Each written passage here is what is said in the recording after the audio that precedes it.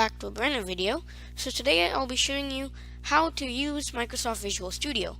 So yesterday I showed you how to download it, so if you haven't seen that yet, there'll be a link to it at the very end of this video, or you can just go and look at it in my videos.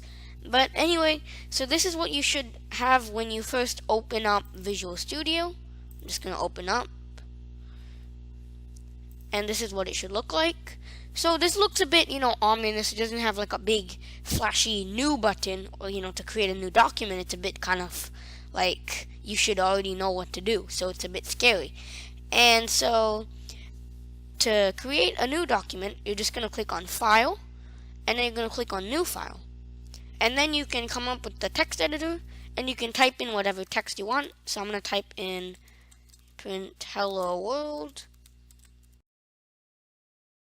And then I can save it. So when I X out, I can save, and I can save it maybe under documents, and I have this whole list of options to save it under.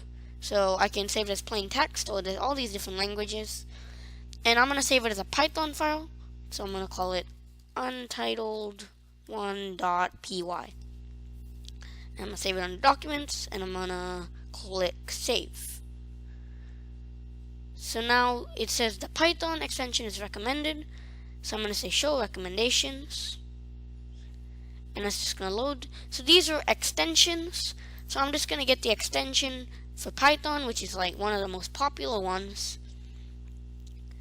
And it's just going to install.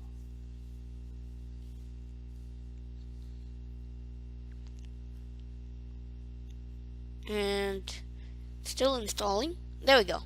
Now I can disable it, uninstall it, reload, all sorts of things.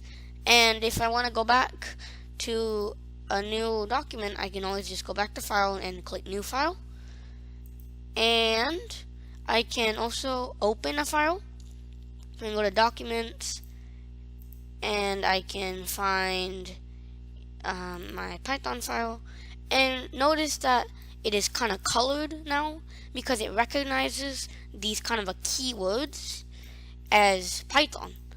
And so that only happens when you save it as .py. If you had saved it as maybe .html, it wouldn't have recognized it because print is not an HTML kind of a command or a function. And you can also customize, so it allows you to customize the theme. You can make it a lighter. I personally like it dark. And you can also not only do Python, so that's going to wrap up this video. If you found this helpful, please be sure to leave a like, and also consider subscribing by clicking the big button that will be in the middle of the screen in a few seconds. But anyway, thank you for watching, and I'll see you next video.